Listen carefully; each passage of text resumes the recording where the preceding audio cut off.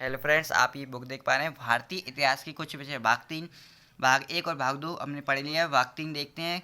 कक्षा 12वीं के लिए इतिहास की पाठ्य पुस्तक है, इसमें ये चैप्टर में दिए गया है, सारी चीज़ें हैं। तो हम इसका सेकंड चैप्टर पढ़ रहे हैं, यानी कि चैप्टर नंबर 10। 10 पार्ट पढ़ रहे हैं। आप इसको स्क्रीन करके इसका पार्ट निकाल सकते हो अगर आपके पास बुक नहीं है तो। हम पढ़ेंगे विद्रोही और राज 1857 का आंदोलन और उसके व्याख्यान देखेंगे।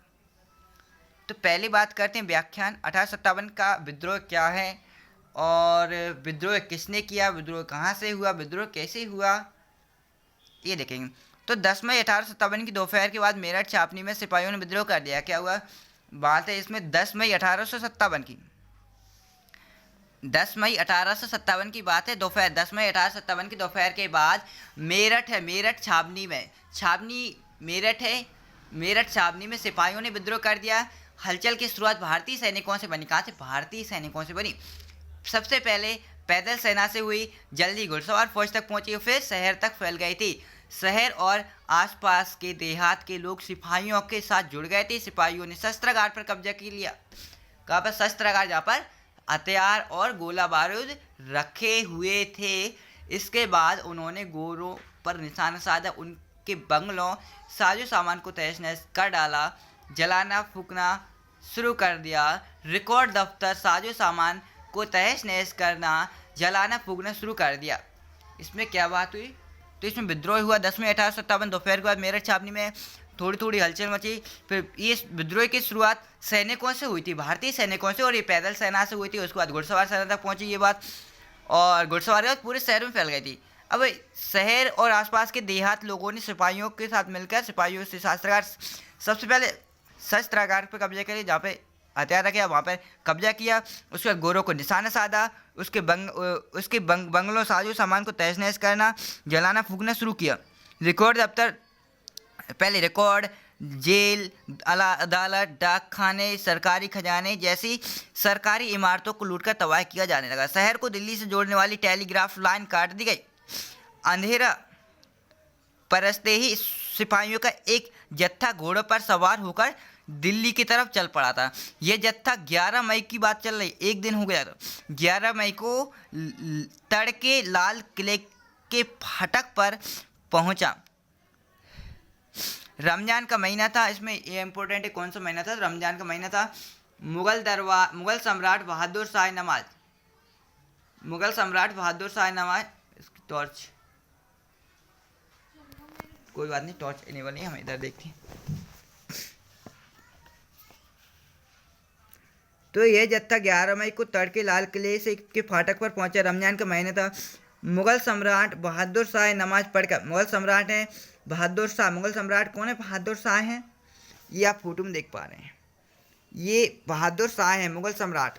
इसको मैं थोड़ा सही रख लेता हूँ, अपन अच्छे से पढ़ेंगे। मुगल सम्राट कौन है? बहादुर शाह हैं। ये नमाज पढ़कर शहर, ये बहादुर शाह है। ये क्या करके, ये नमाज पढ़ रहे थे। नमाज पढ़कर क्या?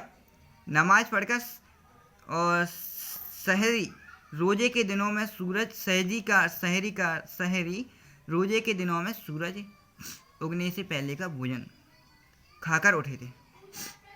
उन्हें फाटक पर हो अल्लाह सुनाई दिया। द्वारे में बाहर खड़े होकर सिपाहियों ने जानकारी दी कि हम मेरठ के सभी अंग्रेज पुरुषों को मार कर आए हैं, क्योंकि हमें गाय और सुअर के चर्बी से लिपटे या चर्बी में लिपटे कारतूस दांतों से खींचने के लिए मजबूर कर रहे थे। इससे हिंदू और मुस्लिम का धर्म, सबका धर्म भ्रष्ट हो जाएगा। तब तक सिपाहियों का एक और जत्था दिल्ली में दाखिल हो चुका था। शहर के आम लोग उनके साथ जुड़ने लगे थे। बहुत सारे यूरोपियन लोग भी मारे गए थे। दिल्ली के अमीर लोगों पर हमले हुए, लूटपाट हुई। दिल्ली अंग्रेजों के नियंत्रण से बाहर जा चुकी थी। दिल्ली कहाँ से? अंग्रेजों के नियंत्रण से बाहर जा चुकी थी, क्योंकि इन्होंने ये विद्रोह पूरे शहर में फैल गया था। कुछ सिपाहियों लाल किले के दाखिल होने के लिए दरबार के शिष्टाचार का पालन किए बिना, भाई सिपाही है, विद्रोह कर दिया तो लाल किले में दाखिल होने के लिए दरबार के शिष्टाचार, भाई शिष्टाचार का पालन क्यों करेंगे जब विद्रोह कर रहे हैं?